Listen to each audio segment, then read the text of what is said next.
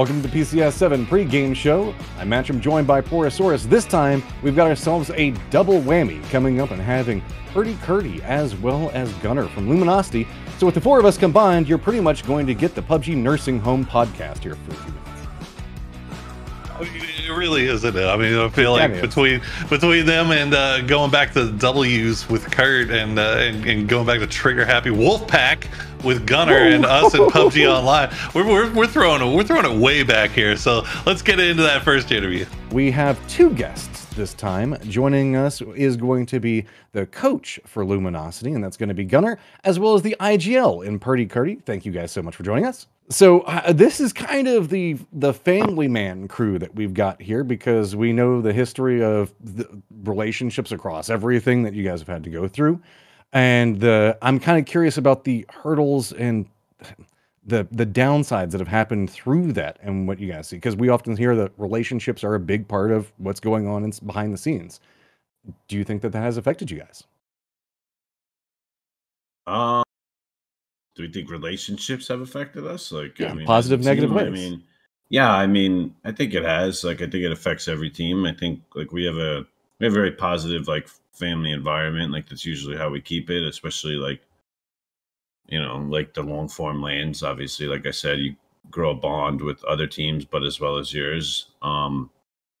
But yeah, I think it's helped us. Like obviously, every team has like their slumps and stuff that they go through here and there.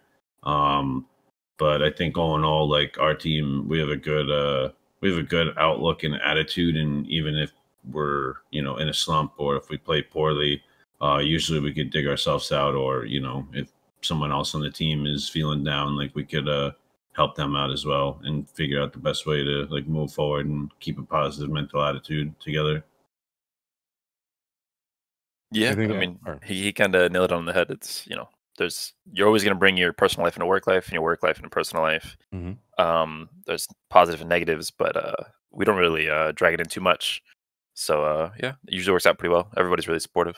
So in the spirit of brutally honest PUBG, why does North America have such a hard time at international events, Kurt?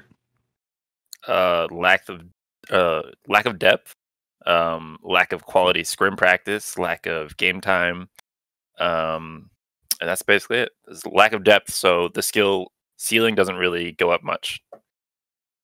I guess kind of add on to that, Gunner, do you think that there's a mentality issue as well? Like, do you think that it feels like North American teams go into international events with all the confidence in the world, and then they get punched in the mouth one time, and it just is impossible to recover.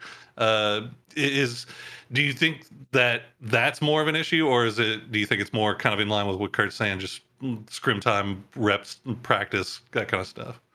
Like, is it more psychological, or is it more mechanical?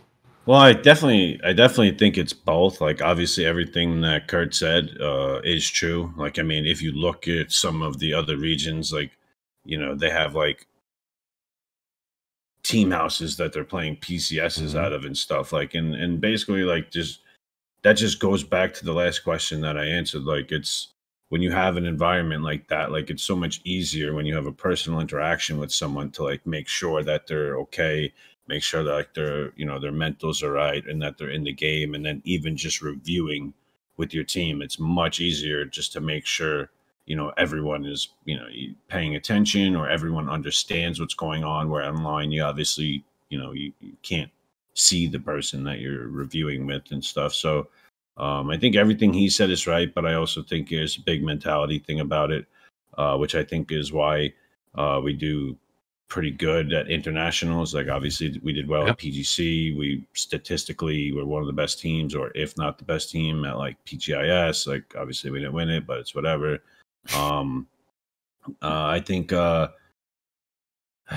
just, the like resilience of the team just kind of shows, like, as those long lands kind of go on. Like, you know, we basically in grand survival of PGC, we got second place in game 1 and then bounced back and dominated game 2 and then qualified and got 4th place at PGC. And I think there's a lot of teams that can't do that.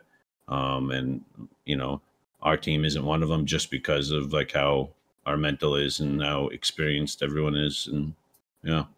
Well, you guys talked about your capabilities on the international stage. One of my favorite games that I was a part of, but also watched, was the PGC last qualification round between you guys hot dropping 4 a.m.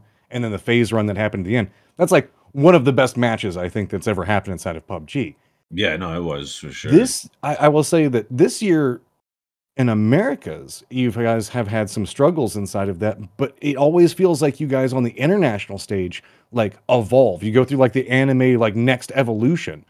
Like Yeah. how does that happen with you guys? I mean, I'll just tell you right now, like we have a bad habit that we've been trying to get out of basically not like treating every game like it's PGC, but like giving respect to teams and other teams around us that we shouldn't.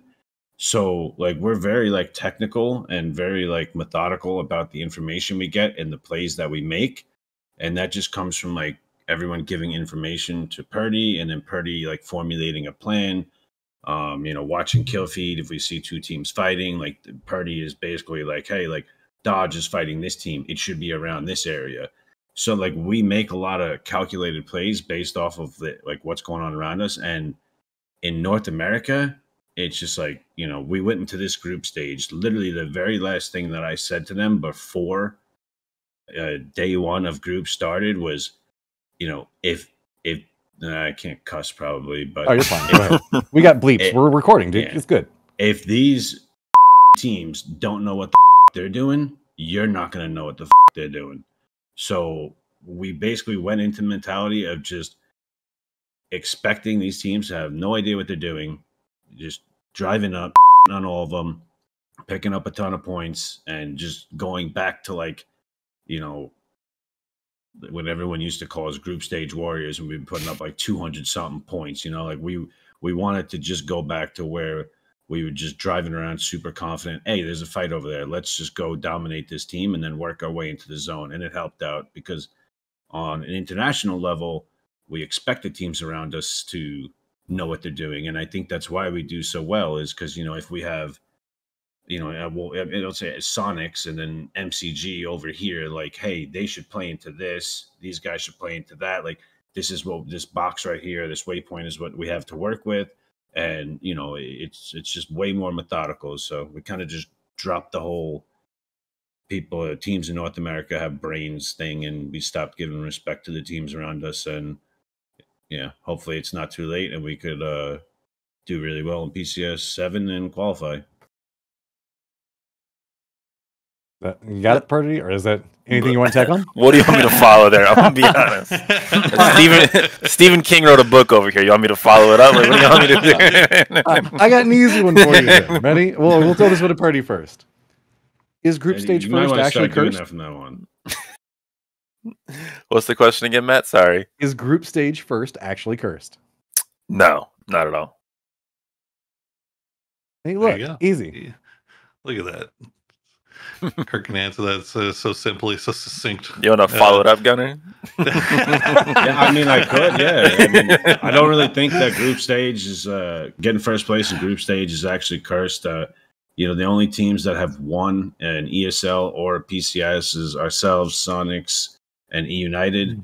Literally for 2 years now that we've been doing it. So, I mean, it's definitely not cursed. It's just for a while those are the only 3 teams that were like actually doing well, and it just so happened that you know, the team that got first didn't end up winning the event. I'll stop there. I can keep going if you want, but we're good. Kurt, I guess how do you feel about the team's place right now as opposed to going into PCS5 last year? Like, obviously, it's a little bit different because you kind of already had you all already qualified last year for PGC by the time we were going into PCS5? No, we needed that event, I'm pretty sure. And, like, I think we were on the cusp of qualifying just to get into the event. So I'm pretty sure we were sweating. Yeah, we won ESL 1, so we had, like, the 200 points. But that's, like, obviously one of the worst events to win because it's, like, you know, not a ton least amount of points. And then we jumped on the struggle bus. I guess. Well, no, then it's the MC format. Well, yeah, there's also that. But like, just in general, like as far as like the team, your mindset's going, like how you feel like you're playing right now as compared to this time last year? I wish I could give you a better answer because I just don't remember PCS5's mental going into it. Well, just going into the end of the year. God, Gunner might be a better actual person to answer the mental question for last year, because I'm sure he'll love to talk about the mental of teams, and he'll just kind of fake his way through it a little bit. We finally give it to you first, and you tell us to go. No, because I just don't know the mental last year. I can just tell you this year, right now, we're much better than where we were earlier in this year.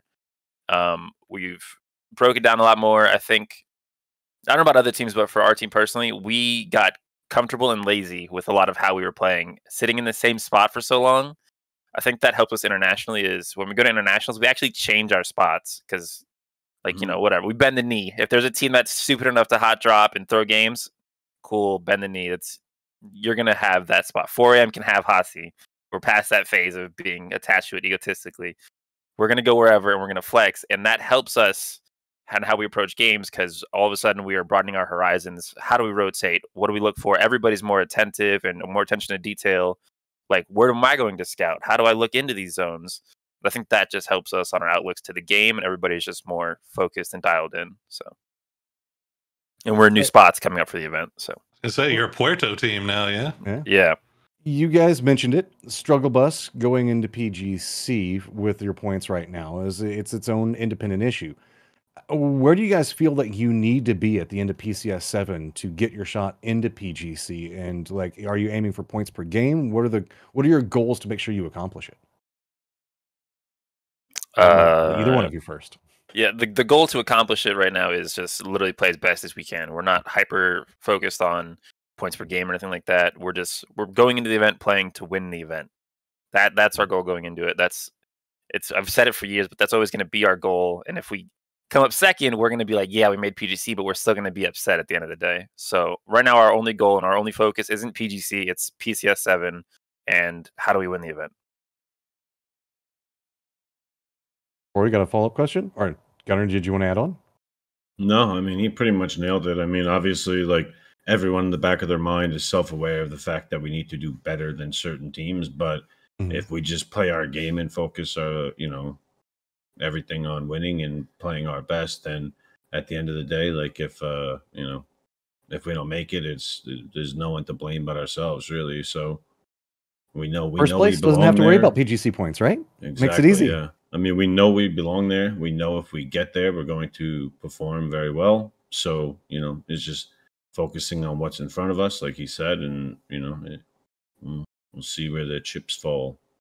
You guys were talking about Bing Bang Boom specifically, but also, I mean, you're in the hunt with Wildcard as well. Dodge, 22 Esports, even now that they've got Gizera, who's playing. I mean, he looks pretty nuts, at least in scrims so far. I guess that's a lot of teams to keep track of going in to these. So are you just kind of looking to come out and just start off early, super strong? Are you going to play just hyper aggressively starting off the beginning of the tournament, or is it going to be just kind of like start off, see where the chips fall, and then get ready for the second weekend? Well, it's a longer tournament. We have so many games and so many days that it's just important to, if we have a bad game, obviously to just acknowledge the fact that even the team that wins the event is probably have already had 1 to 2, 3, maybe 3 or 4 bad games, right? But they probably won some games and had a lot of good placements and with a lot of kills. So I think we'll just go into the event, obviously trying to start out strong, like we did in group stage. Starting an event strong and having a big confidence booster is always very helpful into the weekend. And then obviously you have that week break, and then you play again. So even if you don't do as good the first week, you have a little reset, and then you could just be like, hey, it's a fresh event. But I think the mindset I'll try and have going or bring into the team is basically every game and every day is just a brand new day. If we have a bad day one, going into day two, you almost pretend it's just the start of the event. You want to come out strong. You want to have all the confidence in the world, and I mean, that's what we're gonna do. But obviously, you want to start out strong in an event like this, and then it makes it easier to carry and continue the confidence going, throughout the weekend. So it's no surprise whenever we talk about Luminosity, it's a very intellectual team. And we're dealing with the two sides of the brain right here between IGL and coach. And we know the fact that coach side of this, Gunner, you put in a lot of work, but then at the end of the day, a lot of the pressure just comes to execute onto you, Kurt. So I'm curious, how do you guys like work together? Like, what's your relationship like for the strategy side of it? Like, do you guys, is it like a love-hate relationship? Is it you hug at the end of it and then you're like I don't know what's going on here? Me and Kurt's relationship is probably the most interesting relationship out of any two PUBG players, especially it's been so long, because we flame the ever-loving crap out of each other, but obviously it's all out of love. Yeah, like I mean, the whole team, my whole team flames me. They flame me all the time. Alo told me the other day that Alo said, "Just leave, bud. You get coach of the year on a 16th place team." And then everyone just starts dying laughing, and everyone starts flaming me, and then I'll flame them. And I don't know. We have a really weird, different dynamic that a lot of coaches don't have with their teams. Like every single one of my players, like I could be very strict on, I could just joke with. They're all like family to me, where like the other teams and other coaches, like they don't have that. And I feel as if I bring it just be like from the Marine Corps, like just having like a brotherhood and camaraderie. Like I don't want to be or coach a team where one of the players isn't comfortable with someone else or isn't comfortable with me.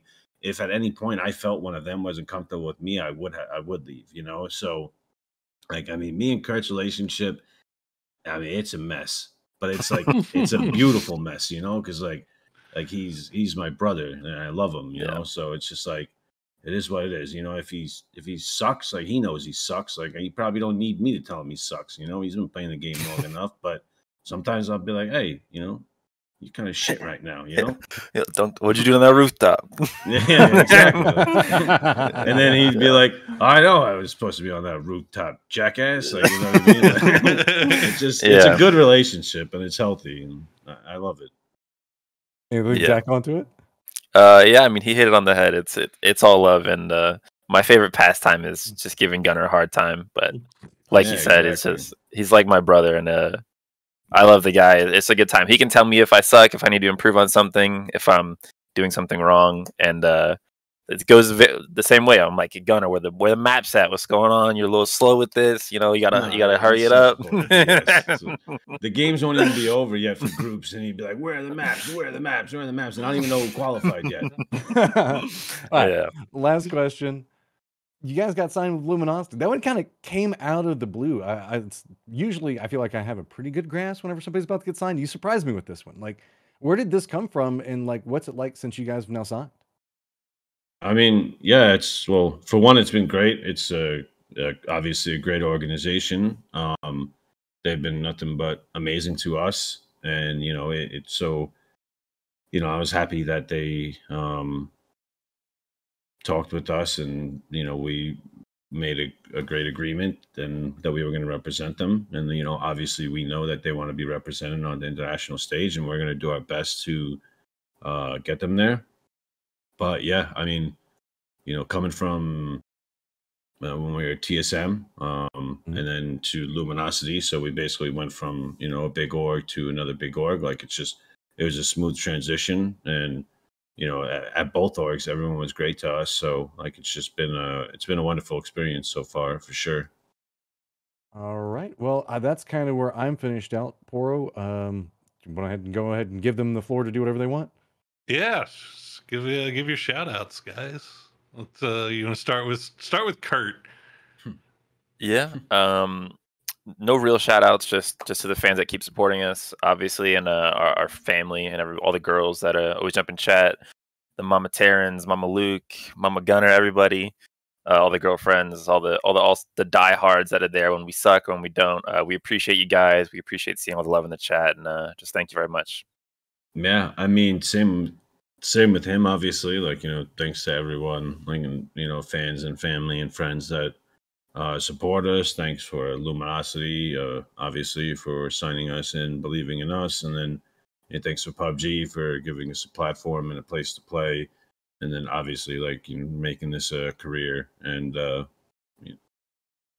setting up these tournaments and stuff. So, I mean, thanks to everybody over at PUBG. And yeah.